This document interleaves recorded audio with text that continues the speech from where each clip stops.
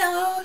Oh my gosh, school district has been going crazy since Joey and Nikki has left. Seriously, drinking and people starting fights and people being stupid. And now for something completely different. Okay, did you mean elephant? This elephant is a Democrat. He likes to wear hats. He also likes to hold chimpanzees hostage. He feels fancy when he says the word pantyhose. He also likes stuffing mattresses with shoes. Mint makes him a kleptomaniac. I actually asked Katie whether or not it was referring to mint the flavor or the color, and she said it depends on the elephant's mood. He is a professional tea and pantyhose inspector, which is honestly not that surprising. Look, it's sipping tea, yo. This is a enormous top hat. I don't want to know what size the top hat is. Anyway, I decided to go on the ball because this week a lot of people are making more or less tutorials. So I decided mine, of course, would be how to be a Lolita. Or, depending on what view you are, how to not be an Ita. First step, do your research. And then after you do your research, do some more freaking research. I'm just telling you, this is a hobby which involves lots of Google foo, lots of looking through the memories, and lots of research. You learn that you really have to like it. If you're like half-assing that you don't want to be in it, which is totally fine. It's really not for everyone. I actually prefer if it wasn't for everyone. You have to find credible sources, credible shopping services, credible stores. And if you don't want to go the let's buy things off the internet route, oh damn, you in for a whole lot of fun shit then. You have to know what you're doing whenever you buy things not especially made for Lolitas. You have to be able to know what can and cannot hold petticoat, what is too short and too long, what kind of blouses look good for Loli, what doesn't. And also, even over that, you have to put what looks good on you before all of that. If you are well endowed, you should not wear like something like over your ruffly to attract even more attention. You should maybe wear a fuller skirt, maybe with some more detailing on the bottom to balance it out. You know, don't be, I'm going to do this, it's going to be perfect, it's going to be awesome, and then totally forget, you are dressing yourself. You should make yourself look good. Step 2. So you think you're ready to pick your first dress. Try to stick within the Lolita Venn diagram, or within a basic color, or both. Okay, I need to explain, go backwards a little bit. I believe that Lolita, there's two main sides of it. Some people believe there's a lot more little sub-factors. I think it's much better and much more open-minded to think of it as a Venn diagram, and one side is the cutesy, innocent, childlike, youthful side, and on the other side is more dashing and ravishing and eloquent and elegant and refined. And there's stuff in the middle that they coexist in one. So I think probably my tip would be to choose main one. I highly suggest getting a neutral color, neutral style dress to begin with.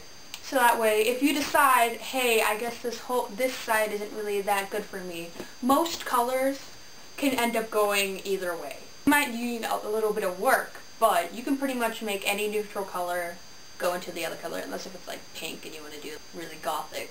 But if you choose more like a rosy pink, or like a more muted pink, work a lot for more mature styles, I would highly suggest it, choosing a neutral color of either muted pastel, or even just go full on pastel, or like a black, a brown, navy, gray, something of that like, and something not too crazy. Like, I wouldn't suggest a print for your first one. I would just suggest like plain dress, you know, like, oh, I can wear it like with this, and with this. You can wear it like lots of different ways.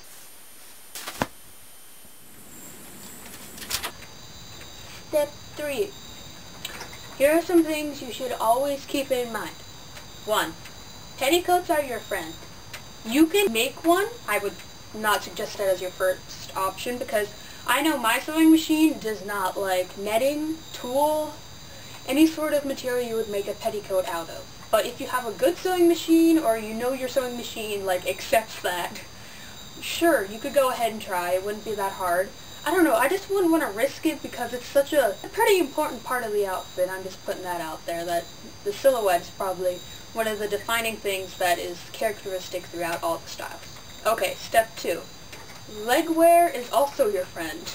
Try to keep your legs covered at all times. Try to avoid using leg warmers. Unless if you have an honest-to-God idea of what you are doing. You can use pretty much anything. You don't have to use like brand. You don't have to use socks specifically made for Lolita. You just have to use socks that go good with your outfit. You can wear tights, you can wear over the knees, you can wear below the knees, you can wear thigh highs, you can wear ankle socks. With ruffles, without ruffles, lace, no lace, patterned, not patterned. Accessories and headgear are your friend. I would suggest getting a head bow, either like a flower, a bow, a ruffly thing. I don't know what to come up on top of my head. But I would personally avoid the rectangular headdress at first. It's oh so tempting. We can just come up looking oh so much like you're putting a pad on your head. Also, accessories can make or break an outfit, especially when you're trying to pull off a style which is completely defined on what accessories you are wearing, like deco and steampunk. A lot of brands are choosing to go shorter with their skirts, and if you are short enough to be able to pull that off, please, over the knee socks or thigh highs usually work best with those. Unless if you are honest to God that short that these really like 17-inch short skirts like off above your knee and you can pull off wearing knee socks.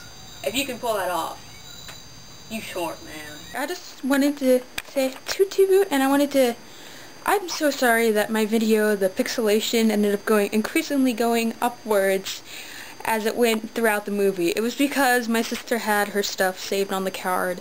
She didn't delete it, and I actually had to upload the video to my computer twice because the card was so full, and I think that made the pixelation really crappy because it was trying to fit oh so much stuff into a oh so small place. I'm so sorry. I hope you guys are having a good time in college and life and stuff. Okay. First things first. Oh god, you can see my feet. That's weird. I'm gonna put shoes on. You know, it's just for certain. I sound racist, even though that wasn't racist at all. I didn't think this part out. Just kidding. Step 3.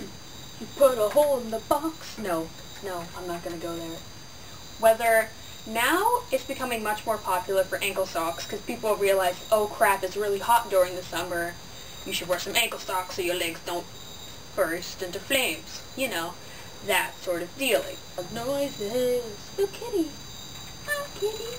It hurt me. Yeah, hi, kitty. It's meowing at me. Yay. This isn't weird. That's so weird. You really can. You think I'm joking, you think I'm losing, but it happens more than you think. Please wear over-the-top socks. Or over-the-top socks. Herpaderp. Herpaderp. I hear you, Calf. What's up, kitty? I don't know what's up.